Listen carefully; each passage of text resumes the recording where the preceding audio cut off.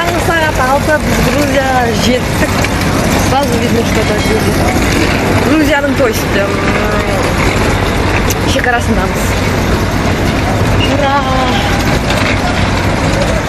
Қабзуына өтіп отырық. Өте керемет қазір жер. Сәлем, сіздермен Алуа Ерен каналы. Бүгін біз Грузияға небәрі 46 мың теңгеге саяхаттағанымыз жайлы айтып өтетін боламыз. Біз қазіргі таңда шекарадамыз. Мына жерде шекара, яғни Трабзон мен Грузияның шекарасы. Грузияға біз автобуста келдік, яғни Стамбул арқылы. Стамбулдан Грузияға дейін небәрі 100 лира төледік. Ол қазақша сумамен 3,5 мың теңгені қазіргі таңда құрайды. Ал енді Грузияның ақшасына келетін болсақ, бұлардың ақшасы лари деп аталынады. Міне көріп тұрғандарыңыздай ескі бір атаның суреті мұнда. 20 лари біздің ақшамен. 20 лари небәрі қазақша теңгемен 3280 теңгені около сондай құрайды. Біз көп ақша алған жоқпыз. 20 мың теңгемізді лариға аударып алдық. Келесі, біз сіздердің көріп отырғандарыңыздай бұл жерде центральный площадь. Біз Мост Мира ғана, жақта тұрған Мост Мираға кетіп жатырмыз. Бұл жерде кешкісін адамдар жиналады, суретке түседі, өлең айтады, түрлі жаңағы развлекательный программалар болады. Барлық туристер ең алдымен Грузияға келгенде, яғни Тбилисиға келген кезде бірінші осы Мост Мираға келеді. Осы Мост Мираға келіп суретке түседі, айналаны тамашалайды. Сосын қайықпен Грузияның кейбір жарты жерлерін аралап көріп тамашалауға болады. Жұрттан қалмастан бізде қайыққа отырып Тбилисидің ескі қала деп аталады екен, сол жағына кішігірім саяхат жасап көріп келдік. Қайықта біз басқа да туристерді көрдік, қонақжайлығымызды білдіріп, солардың өзінің салт дәстүріндегі, өздерінің тілдеріндегі музыкаға биледік, көңіл көтердік. Құрбымның түсіріп тұрғанын байқап, бір турист келіп, құрбымнан біздің түсіріп тұрған телефонды алып, оны билеуге шақырды. Ол да жағаласымен бірге билеп жүр, бәрін биге тартып, олардың дәстүріндегі өздерінің дәстүри биін билеп, көңіл көтеріп, қонақжайлығымызды білдіріп жатқанымызды көріп, оларда мәз, мейрам. Кешкісін канатный дорогамен көтеріліп, мындай Көктөбе сияқты жері бар екен.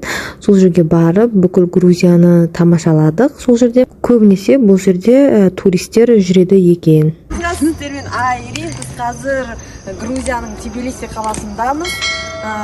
Мен арқамда тұрған тарихи Грузияның тарихы, яғни история Грузия деп аталынады. Бұл жерде керемет жазулар және мындай үлкен тастардан тұрған ескерткіштер бар. Так, біз қазір метродамыз. Метроға небәрі 2 лари төлейді екенсің, карточка береді. Ол где-то біздікімен 350 теңге, 4 лира. Сосын жол 5 тетре ол деген 75 теңге біздікімен. Сосын біз қазір техникал университет деген жердеміз, Station Square'ға кете жатырмыз. Бірақ остановкаға асқан. Бір емес 2 остановка екен. Все равно ұзақ бұлардың остановкасы. Жаңа көрсетті ғой маған мәптен. Отыратын жері жоқ екен олардың. Отыратын жері жоқ. Қазақстан жақсы деп қойсайшы. Өзіміздің Қазақстанымызды мақтап қояйық. Келесі күні біз Тбилисиді метромен аралауды жөн көрдік, яғни метроға отырып, бүкіл Тбилисиді жаяу аралап, өзіміз зерттеп шыққымыз келді. Мұнда біз метродамыз, метролар сәл ескілеу екен. Туннельмен бір жерге келе жатырмыз, қай жерге келе жатқанымызды өзіміз білмейміз. Аралап жүрміз әйтеуір. Жаяулатып.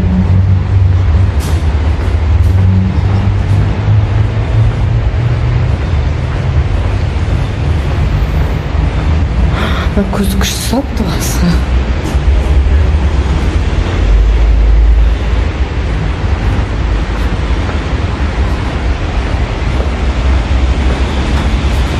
Ооо, андай бақ.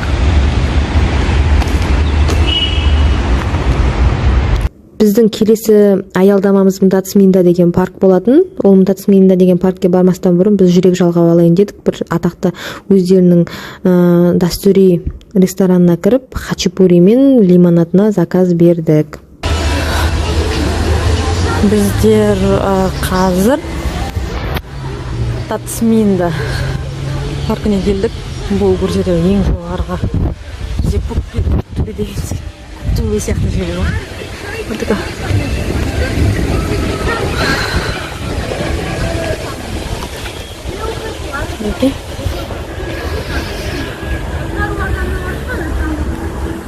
Татсминда деген паркты аралаймыз деп біраз уақытымыз кетті. Сол жерде суретке түстік, көрнекіліктерін көрдік, Тбилисиді жоғарыдан тамашаладық. Ары қарай бізде кешкі серуен. Өздеріңіз білетіндей, Грузия виносымен атақты, яғни бұл жерде, бұл магазинде ежелден дайындалған виноларды сатады. Қайырлы кеш, Грузиядан сәлем сіздерге. Біз қазір Liberty Square деген жердеміз. Бұл жерге не үшін келдік? Футболка алу үшін Грузия деген. Осы жерді айтты бізге, сосын сувенирлер алу үшін осы жерге келдік.